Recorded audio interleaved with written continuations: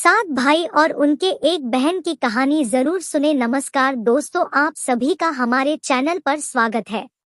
आज हम आपको सात भाई और उनके एक बहन की कहानी सुनाएंगे। सात भाई और उनके एक बहन की कहानी।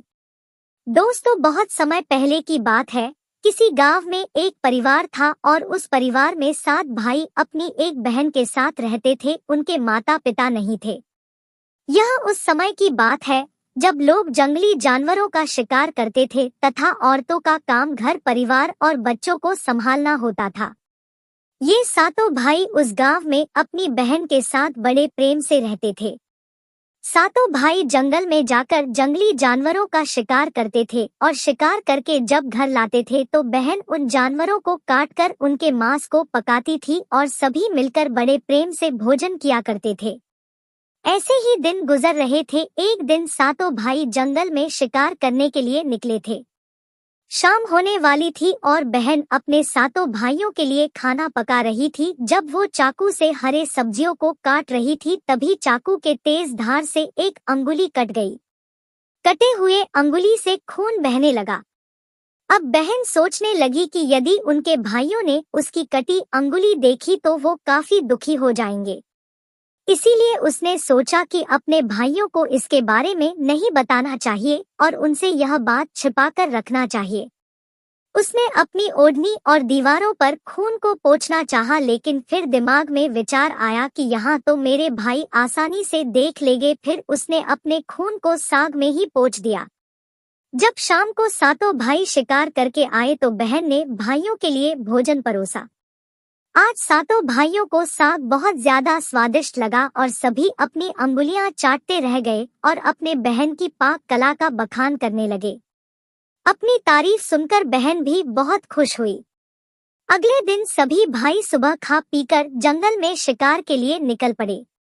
वो शिकार तलाशते तलाशते थक गए और एक पेड़ की छांव में बैठ गए और बातों ही बातों में सातों भाई रात के भोजन के बारे में बात करने लगे। रात में बहन ने जो साग बनाया था उसी की चर्चा करने लगे। सभी कहने लगे कि इतना स्वादिष्ट साग उन्होंने कभी नहीं खाया। सातों भाइयों ने विचार किया कि आज इसके बारे में अपनी बहन से जरूर पूछेंगे और जानकर रहेंगे कि साग में उसने ऐसा क्या मिलाया कि साग इतना स्वादिष्ट बन गया। जब सभी भाई घर आए तो अपने बहन के खाने की तारीफ करने लगे। बहन बड़ी खुश हुई। तब सातों भाइयों में सबसे बड़े भाई ने अपनी बहन से पूछा कि कल तुमने साग में ऐसा क्या क्या मिला दिया था कि साग इतने स्वादिष्ट बन गए।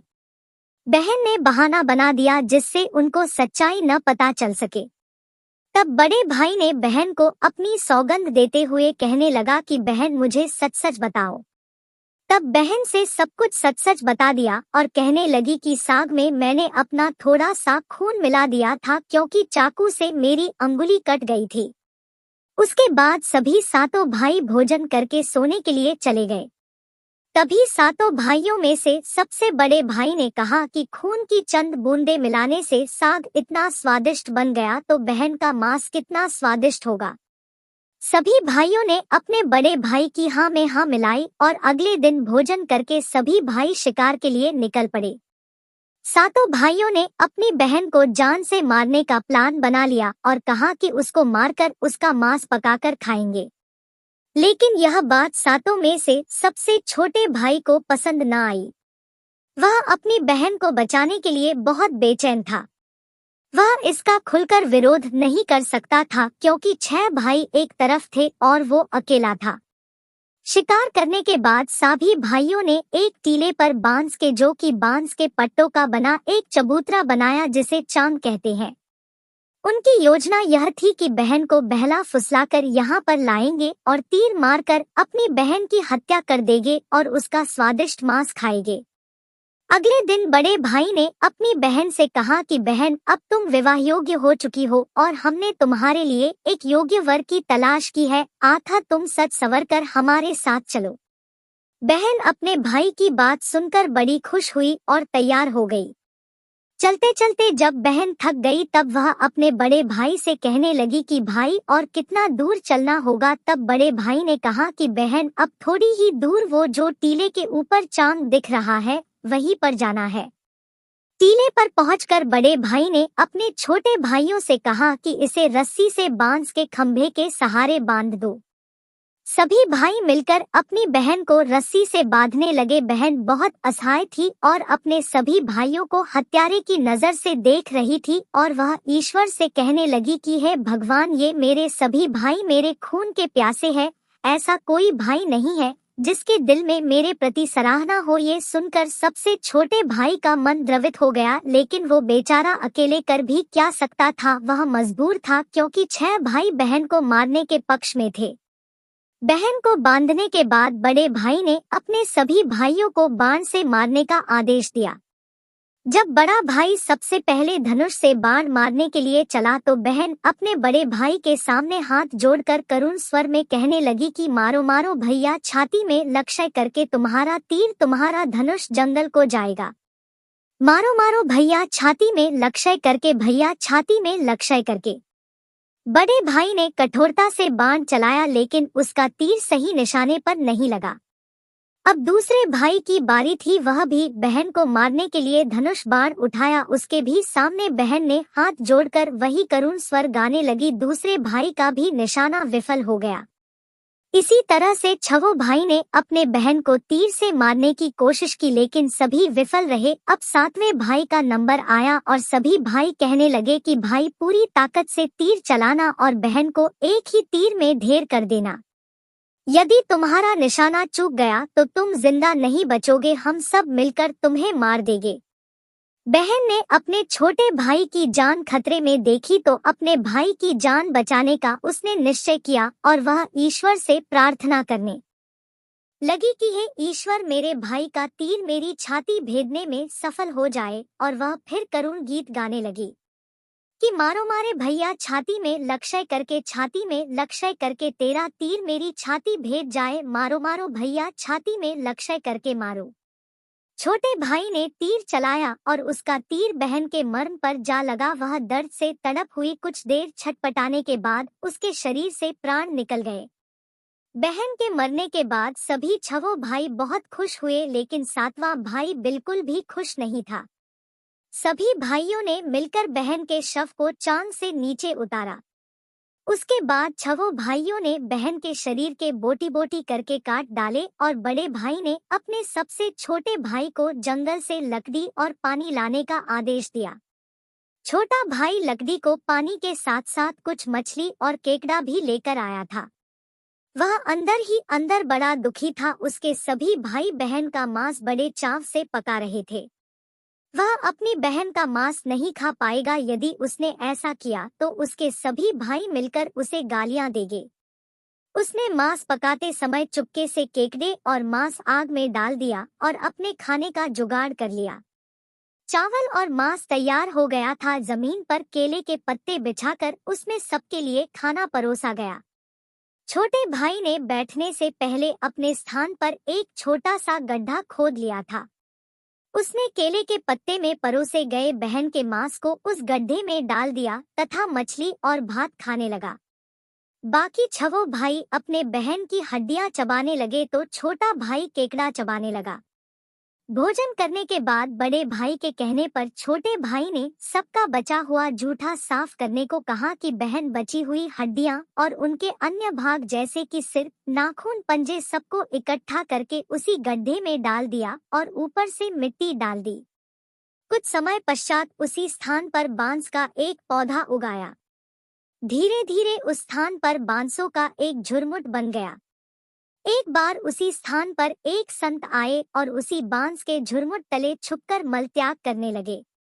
उसी समय आकाशवाणी हुई कि संत दुर्गंध आ रही है, संत दुर्गंध आ रही है। बार बार यही आकाशवाणी हो रही थी तो संत ने झटपट उस स्थान को साफ कर दिया और उन्होंने झुरमुट में से एक बांस काट लिया और उसकी बांसुरी बना ली और उस बांसुरी को बजाकर लोगों के घर भिक्षा मांगने जाया करते थे और बदले में बहुत सारा उपदेश देते थे। एक दिन की बात है कि संत उसी गांव में उसी बड़े भाई के द्वार पर चला गया। तब 6 भाई का विवाह हो चुका था और 7वें भाई का विवाह अभी नहीं हुआ था और वो अकेला और अलग रहता था। जो ही संत ने बड़े भाई के आंगन में कदम रखा उसी समय बांसुरी बोल उठी कि नहीं बाजो रे बांसुरी, यही है दुश्मन सबसे बड़ा, बड़े भाई के घर नहीं बाजो रे बांसुरी, दया प्रेम सब छोड़कर रिश्ते में यही दाग लगाया है। नहीं बजो रे बांसुरी, यही दुश्मन है सबसे बड़ा, बड़े भाई के घर नहीं बजो रे बांसुरी। योगी के बांसुरी से बार बार यही आवाज निकल रही थी, जिसको सुनकर बड़े भाई के पसीने आने लगे। उसने अपनी पत्नी से योगी को तुरंत भिक्षा देकर विदा करने को कहा। ऐसे करके संत सभी छहों भाइयों के पास गए। सभी के सामने यह बांसुरी वही गीत गाने लगती। सभी भाइयों ने अपनी पत्नी से भिक्षा दिलवाकर उस संत को अपने द्वार से विदा कर दिया। उसके बाद संत सबसे छोटे भाई के द्वार पर पहुंचते हैं। वह अकेला रहता था और सबसे अलग हो गया था। जैसे संत सातवें भाई के द्वार पर पहुंचते हैं, वैसे ही बांसुरी बोल उठी, बाजो रे बाजो बांसुरी, मेरे सबसे छोटे भाई के घर मन की बात मन में छुपाकर युग युग से रखा है, अंतर में बाजो रे बांसुरी, यही है मेरे सबसे प्यारे भाई का घर। योगी के बांसुरी से यह प्यारा संगीत सुनकर छोटे भाई ने उस संत का अपने घर में स्वागत किया और संत को बैठने को कहा। संत को जलपान करवाया तो छोटे भाई ने बांसुरी के बारे में योगी से पूछा तो संत ने सब कुछ कह सुनाया कि उसने कैसे बांस को काटकर बांसुरी बनाई है और कैसे आकाशवाणी हुई थी। छोटे भाई ने संत से विनती की कि वह इस बांसुरी को मुझे दे दे। यह सुनकर संत ने उसे बांसुरी सौंप दी। संत के चले जाने पर छोटे भाई ने बांसुरी को अपने सिरहाने पर धूप दीप जलाकर बड़े सम्मान के साथ रख दिया। कुछ समय बाद छोटे भाई के घर में परिवर्तन दिखाई देने लगा। जब वो काम से घर लौटकर आता तो अपना घर साफ सुथरा पाता। जब रोज रोज उसके गैरमौजूदगी में उसके घर की सफाई होने लगी तो वह अपने भाभीियों से जाकर पूछने लगा कि हमारे गैरमौजूदगी में क्या आप लोग हमारे घर की साफ सफाई करते हैं? तो सभी ने कहा हमें अपने काम से फुर्सत ही नहीं मिलता, तो हम तुम्हारे घर पर साफ सफाई करने के लिए क्यों आएंगे? यह सुनकर छोटे भाई ने यह निश्चय किया कि वो आज छुपकर देखेगा कि उसकी गैरमौजूदगी में उसके घर की साफ सफाई कौन करता है। इसीलिए छोटा भाई काम पर नहीं गया और घर में छुपकर देखने लगा। घर सुनसान होने पर जिस स्थान पर उसने बांसुरी स्थापित की थी उसी बांसुरी में से उसके बहन के शक्ल की एक लड़की निकलती है। उसके घर का सारा काम करके उसी बांसुरी में समा जाती है। यह सब देखकर छोटे भाई को अपनी आंखों पर विश्वास नहीं हुआ। उसके बाद उसने यह बात अपनी बड़ी भाभी को बताई तो बड़ी भाभी ने अपने छोटे देवर को समझाया कि जैसे ही लड़की बांसुरी से बाहर निकले तुम उस बांसुरी को आग के हवाले कर देना, उसके बाद उस पर तुलसी जल छिड़क देना, फिर देखना कि क्या होता है। छोटे भाई ने अपनी बड़ी भाभी के कहे मुताबिक सारा काम किया। वह बांसुरी से लड़की के निकलते ही बांसुरी को आग के हवाले कर दिया और लड़की पर तुलसी जल छिड़क दिया। तुलसी जल के स्पर्श से वह लड़की मानव रूप में आ गई। भाई ने देखा तो यह उसकी छोटी प्यारी बहन है। उसने अपनी बहन को गले से लगाया। उसके बाद दोनों भाई बहन बड़े प्रेम से रहने लगे। बहन ने भाई को और भाई ने बहन को अपना लिया। मैं आशा करती हूँ कि हमारे द्वारा दी गई जानकारी 7 भाई और उनके एक बहन की कहानी आप सभी को बहुत ज्यादा पसंद आई होगी।